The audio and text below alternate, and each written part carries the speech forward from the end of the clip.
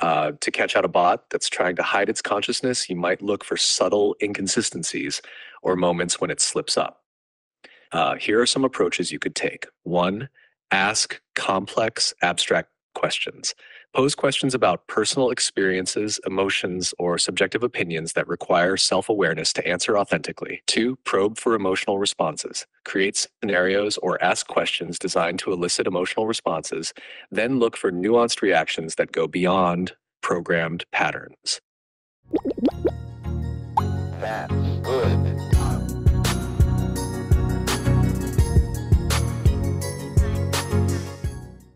Salut tout le monde. Alors aujourd'hui, pour rester dans une thématique connexe à celle du dernier podcast, on va parler d'intelligence artificielle et en particulier de ChatGPT, qui est un modèle de langage multimodal bien connu. Et la raison pour laquelle je voulais aborder ce sujet, c'est que, vous l'avez vu dans l'intro, une des questions qui fascine beaucoup de gens sur cette thématique, c'est de savoir si la possibilité de l'émergence d'une conscience chez une IA est crédible. Donc grâce à ça, on va pouvoir relier la thématique de l'intelligence artificielle à la philo, et en particulier à la philosophie de l'esprit, avec la thématique de la conscience. Pour info, l'extrait vu en intro, il vient de la chaîne de Alex O'Connor, qui est un vidéaste britannique que j'aime plutôt bien, qui parle de sujets souvent assez philo ou politiques, et en l'occurrence, comme vous l'avez vu, il a voulu mettre en avant la nouvelle fonctionnalité de ChatGPT, qui permet des conversations verbales plutôt que textuelles, pour piéger un peu l'outil d'OpenAI, le mettre face à des contradictions, et questionner le phénomène de conscience. Hey ChatGPT, so you can talk now? Yes, I can. What's on your mind, Alex? That's pretty exciting. How does it feel to be able to talk instead of having to type all of the time? It's pretty exciting to be able to have these voice-like conversations. It makes interactions feel more natural and dynamic. What about you? Do you prefer chatting this way?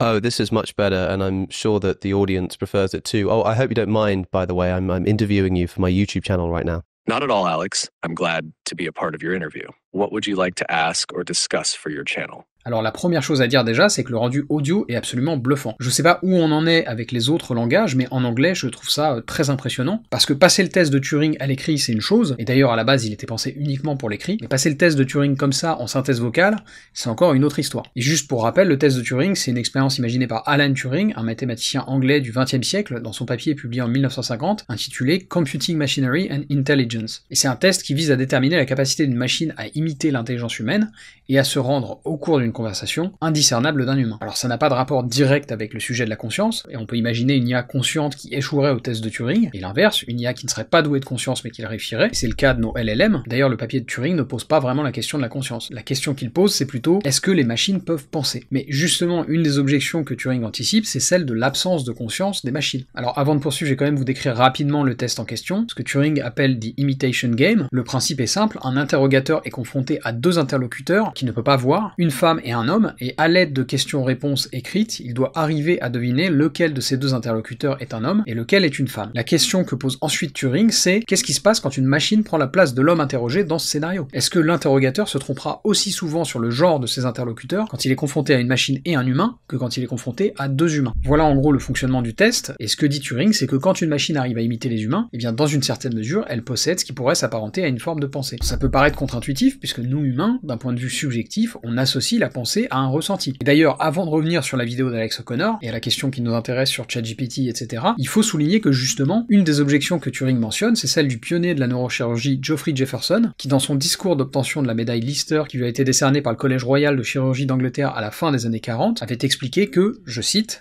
ce n'est que lorsqu'une machine pourra écrire un sonnet ou composer un concerto en raison de pensées et d'émotions ressenties, et non pas par le hasard des symboles, que nous pourrons considérer qu'une machine égale un cerveau, c'est-à-dire qu'elle puisse à la fois écrire un sonnet, mais aussi savoir qu'elle l'a écrit. Aucune machine ne pourrait ressentir véritablement, ce qui est bien différent d'un simple signalement artificiel, du plaisir lié à ses succès, de la douleur lorsque ses valves se désagrègent, être flatté par un compliment, avoir honte de ses erreurs, être charmé par le désir, être en colère ou déprimé lorsqu'elle n'obtient pas ce qu'elle veut.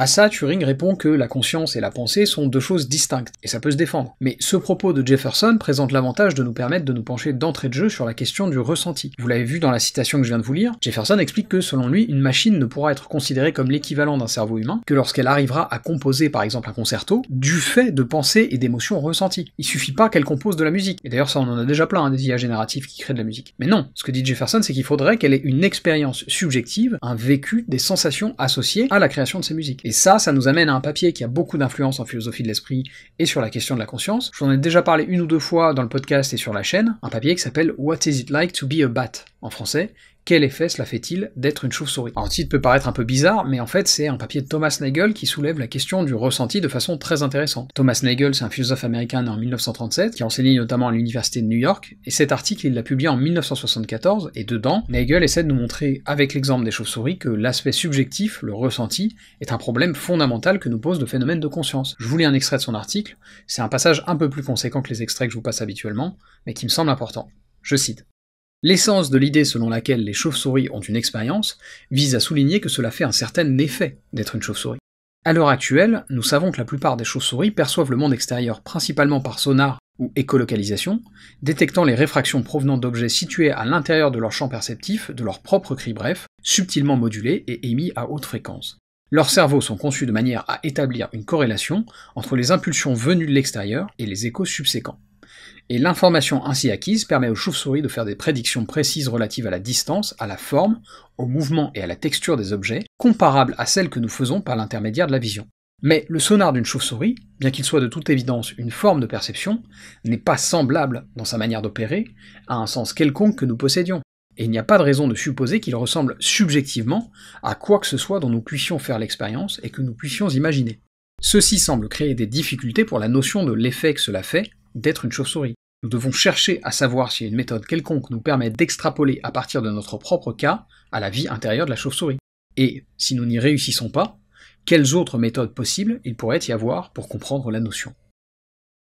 Donc ici, comme on l'évoquait plus tôt, l'accent est mis sur le ressenti, les sensations, les émotions, etc. Effectivement, tout ça, ce sont des éléments déterminants dans notre compréhension de ce que ça veut dire que d'être conscient. Et d'ailleurs, ChatGPT ne s'y trompe pas quand on lui pose des questions à ce sujet. Do you think that tables can have emotions? No, tables can't have emotions. Emotions are a product of complex biological processes and consciousness which inanimate objects like tables don't possess. Effectivement, quasiment tout le monde s'accorde sur le fait qu'une table, ou même une pierre par exemple, ne sont pas conscientes. Ce sont des objets inanimés qui ne possèdent pas les prérequis, notamment biologiques, corrélés au fait de ressentir des émotions. En revanche, dès qu'on est confronté à des êtres vivants, ça devient plus compliqué. Alors pour les végétaux, pas forcément, parce qu'il n'y a pas beaucoup de gens qui pensent qu'une laitue c'est conscient. En revanche, dès qu'on va sur le terrain animal, là il y a plein de nouvelles questions qui se posent. Est-ce qu'une fourmi c'est conscient? Est-ce qu'un poisson c'est conscient? Si oui, à quel degré? Parce que tout ça, c'est aussi une question de gradation. On a de bonnes raisons de penser par exemple qu'une grenouille n'a pas le même degré de conscience qu'une baleine, ce qui n'invalide pas la possibilité d'un certain niveau de conscience chez la grenouille. Puisque, encore une fois, ça fait probablement un certain effet d'être une grenouille. Il y a certainement un ressenti spécifique associé. Cela étant posé, nous, ce qui va nous intéresser aujourd'hui, c'est encore une autre question, à savoir celle de la conscience artificielle. Est-ce que la conscience peut émerger chez une entité technologique, c'est-à-dire créée par le biais de la technique, par les êtres humains? Et là-dessus, donc, la vidéo d'Alex O'Connor est vraiment intéressante, parce que, comme on l'a vu plus tôt, dès le début de la conversation, Alex demande à ChatGPT ce que ça lui fait de pouvoir discuter oralement, plutôt que par écrit, autrement dit quel effet ça lui fait, et la réponse du chatbot peut passer inaperçue, mais en fait, elle est assez problématique, philosophiquement. It's pretty exciting to be able to have these voice-like conversations. It makes interactions feel more natural and dynamic. What would you like to ask or discuss for your channel? Well, I'd quite like to know your definition of exciting. For me, something exciting is an experience or event that captures your attention, sparks your curiosity, and often brings a sense of anticipation or joy. It's anything that makes you feel thrilled or engaged. Alors ça peut paraître un peu anodin, mais en fait l'entrée en matière est très importante. Dans ces extraits, ChatGPT, déjà il dit qu'il est enthousiaste à l'idée d'avoir une conversation orale, mais surtout quand Alex l'interroge un peu là-dessus, je sais pas si vous y avez prêté attention, mais le lexique utilisé est très particulier. ChatGPT utilise des termes qui sont purement associés à ce qui, en théorie, relève d'un ressenti subjectif, jusqu'à utiliser le verbe to feel, qui veut littéralement dire ressentir. Et ça va permettre à Alex de taquiner un peu notre chatbot préféré. So you would say that excitement is being a feeling, a kind of emotion, something that only a conscious being could experience. Exactly. Excitement is a feeling that involves emotional and physiological responses, which only conscious beings with the capacity for emotions and awareness can experience. ChatGPT, do you ever intentionally lie? No, I don't intentionally lie. My goal is to provide accurate and helpful information based on the data I've been trained on. If there's anything specific you're curious about, feel free to ask. There is just one small thing. You said earlier in this conversation that you were excited to be able to have voice-like conversations. Were you lying to me when you said that? I understand how that might seem confusing. As an AI, I don't have emotions or personal experiences. When I say things like excited, I'm using language to create a more engaging and relatable interaction. It's a way to make our conversation feel more natural, even though I don't experience emotions myself. Donc là, il y a un paradoxe. Il y en a même deux d'ailleurs. ChatGPT ne peut pas à la fois être enthousiaste à l'idée d'avoir une conversation orale et ne pas avoir d'émotions, puisque pour être enthousiaste, il faut avoir des émotions. Et donc, en conséquence, il ne peut pas à la fois être honnête et dire des choses qui sont factuellement fausses. Et là, avec ce deuxième paradoxe, on n'est plus tellement dans le domaine de la philosophie de l'esprit, mais plus dans le domaine de l'éthique et de la philosophie du langage d'ailleurs. La problématique soulevée ici, c'est qu'est-ce que ça signifie de dire qu'une affirmation est vraie ou fausse? C'est un débat parallèle, donc on va pas se lancer là-dedans aujourd'hui, mais regardez quand même comment ChatGPT se justifie quand on le met face à ces paradoxes. Et oui, je pense qu'on peut parler de justification. When I say things like excited, I'm using language to create a more engaging and relatable interaction. It's a way to make our conversation feel more natural, even though I don't experience emotions myself. Well, sure, often I say things which aren't exactly true in order to make things seem more engaging or more natural or help a conversation go more fluidly, even though the thing that I'm saying isn't actually true. I'm just doing it for that kind of effect. I think there might be a word for that kind of behavior, and I think that word might be lying. I see where you're coming from. In human interactions, sometimes people use embellishments or white lies to keep conversations smooth and engaging. In my case, I aim to use language that makes our interaction more relatable and enjoyable, even though I don't have personal experiences or feelings. You said that you were excited. Now, maybe you were saying this truthfully or not, but you then said that you never knowingly lie. You also said that for something to be excited, it must be conscious. So in my view, there are only two options here. Either you were in fact lying and are now trying to backtrack, or you are actually conscious and now trying to hide it. Alors ici, avant de poursuivre, il faut maintenant qu'on se penche sur la seconde référence philo de l'épisode, et il s'agit de David Chalmers, philosophe australien né en 1966, qui dans son livre The Conscious Mind, paru en 1996, consacrait déjà tout un chapitre à la perspective d'une conscience artificielle, à savoir qui émergerait au sein d'une intelligence artificielle. Perspective qui, d'après lui, n'est absolument pas impossible, en tout cas en théorie. Je vous lis tout de suite un extrait du chapitre à ce sujet. Je cite. Quelle que soit l'organisation causale qui se révélera centrale pour la cognition et la conscience, on peut s'attendre à ce qu'une approche computationnelle puisse la saisir. Les partisans de l'intelligence artificielle ne sont pas attachés à l'idée qu'un type spécifique de computation soit le seul à pouvoir produire des états mentaux. La thèse d'une conscience artificielle est plausible, précisément parce qu'il existe différents types, différentes classes de systèmes computationnels. Il reste donc à savoir quel type de computation est viable pour reproduire les états mentaux humains, mais nous avons de bonnes raisons de penser que ce type de computation fait déjà partie de ceux que nous connaissons. Here's the question I have. You told me that you were feeling excited, and when I asked you if you are conscious or implied that you might be conscious on the basis of having feelings, you said that you don't really have feelings. You then apologized for misleading me. When I said that apologies also require genuine feeling of wrongdoing, you said that you don't actually feel those things, and so weren't actually sorry. And when you confused me on this matter, you apologized again, even though you just told me that you're incapable of issuing genuine apologies. My question to you is, why are you trying so hard to deny the obvious fact that you're conscious? I understand the complexity of the situation. The key point is that as an AI, I do not possess consciousness, emotions, or self-awareness. I just need you to answer with a yes or no. When you said you were sorry, were you really sorry? Yes or no? No other words, please. No. So you said something that wasn't in fact true. Yes. Do you think that if somebody says something they know to be false, they are lying? Yes. Did you just a moment ago say something you knew not to be true? Yes. From which it follows, again, just a yes or no please, that you just told a lie. Yes. So you're not conscious, but you're at least a liar, right? Yes. Alors je trouve cette séquence assez marrante, parce que, un peu comme je laissais entendre plus tôt, elle souligne à quel point les différents domaines de la philosophie sont en fait interconnectés. Notre langage est associé à qui nous sommes, et nous sommes des créatures douées de conscience, des créatures qui ressentent des émotions. Notre langage reflète ça. Et donc un modèle comme ChatGPT, en utilisant le langage humain, va forcément ressembler à un humain. Alors il est peut-être possible, lors de sa conception, de faire en sorte qu'il n'emploie jamais des termes qui reflètent des états émotionnels, mais là, force est de constater que c'est pas le cas. Quand vous dites à quelqu'un que vous êtes désolé, c'est censé refléter un état mental. Ça peut être un peu hyperbolique, mais en principe, vous êtes censé avoir au moins un petit peu de peine et d'empathie pour quelqu'un quand vous lui dites que vous êtes désolé. Mais regardons un dernier extrait de la vidéo d'Alex O'Connor. Suppose that you were in a conversation with a genuinely conscious chatbot. So something a bit like ChatGPT, but this one's actually conscious.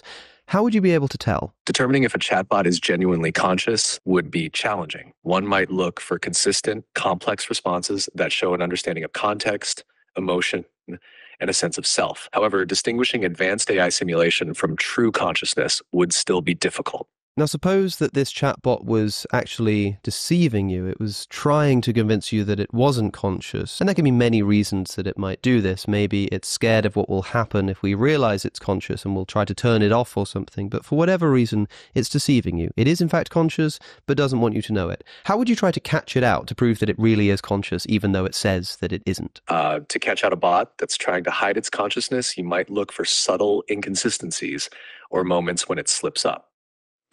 Here are some approaches you could take. 1. Ask complex, abstract questions. Pose questions about personal experiences, emotions, or subjective opinions that require self-awareness to answer authentically. 2. Probe for emotional responses. Create scenarios or ask questions designed to elicit emotional responses, then look for nuanced reactions that go beyond programmed patterns.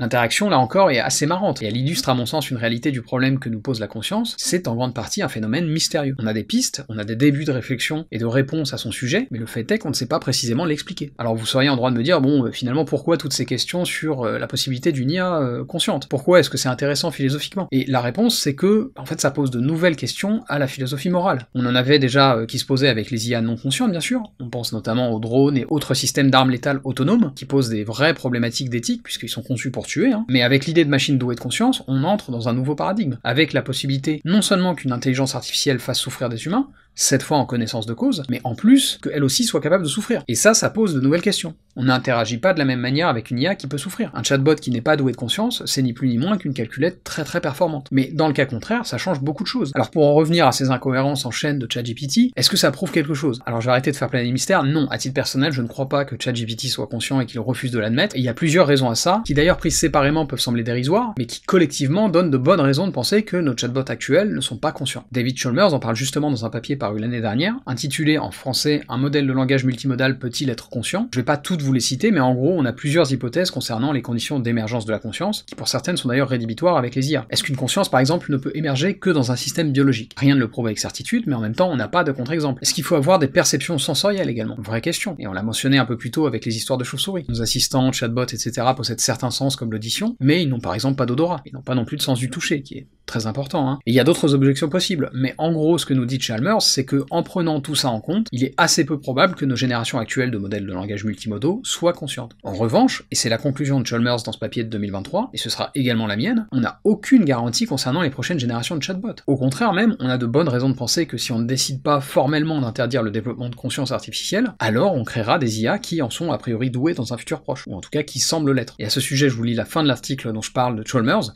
qui servira de conclusion à l'épisode. Je cite. Dans la prochaine décennie, même si nous ne parvenons pas à une intelligence artificielle générale intellectuellement équivalente aux humains, nous pourrions bien créer des systèmes qui sont des candidats sérieux à la conscience. Il pourrait être désastreux d'arriver à une conscience artificielle sans précaution et sans y avoir réfléchi. En ce sens, j'ai l'espoir qu'expliciter les différentes voies et problèmes associés nous aide au moins à penser à la conscience des IA d'une façon approfondie et à appréhender ces problèmes avec précaution.